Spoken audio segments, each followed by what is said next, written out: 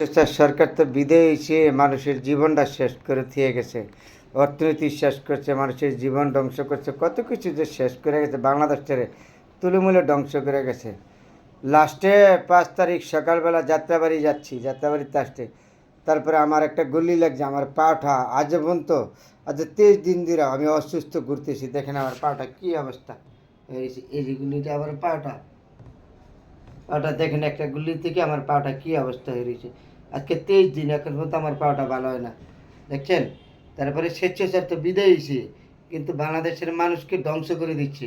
যারা এই কাজগুলি করেছে তাদের বিচার চাই। দেখেন আমার পাটা কী অবস্থা, একটা গুলি 5 তারিখে গুলি লেগে আমার পাটা কী অবস্থা হয়েছে।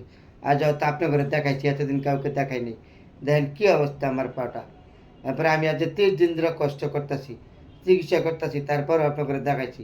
তাহলে স্বেচ্ছাচার তো বিদায় হয়েছে, কিন্তু মানুষের অর্থনীতি মেরুদণ্ড শেষ করে দিয়ে গেছে। কত মানুষ যে পাখির মতন গুলি করছে, গুলি করে মারছে, বলার শেষ নাই। এরপরে দেখেন আমার এই পাটা একটা গুলি থেকে আমার কী অবস্থা করে রাখছে। আমি আজকে 30 দিন ধরে কষ্ট করতেছি, তারপরে আপনাদেরকে শেয়ার করছি। মানুষ পাখির মতন গুলি করে মারছে। আমি দোয়া করি তাদের বিচার যেন হয় দুনিয়া থেকে। কিছু হয়েছে, আর বাকি বিচারটা যেন এই দুনিয়াতে হয়, আমরা যেন দেখতে যেতে পারি এই দেশের মানুষে।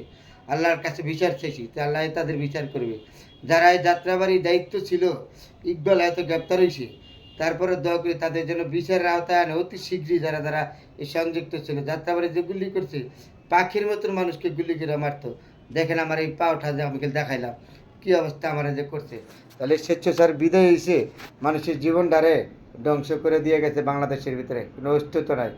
দয়া করি যারা আছেন উপদেষ্টা, তারা তাদের বিচারের আওতায় আনেন। তারপরে কিছু বিচার পাইছি আমরা। এখন বাংলাদেশের ভিতরে প্রমাণ আল্লাহর গজব তাদের উপরে পড়ছে। আজকে তারা প্রকাশ্যে পর্যন্ত আসতে পারে নাই। এটাই আল্লাহর কাছে একটা বিচার।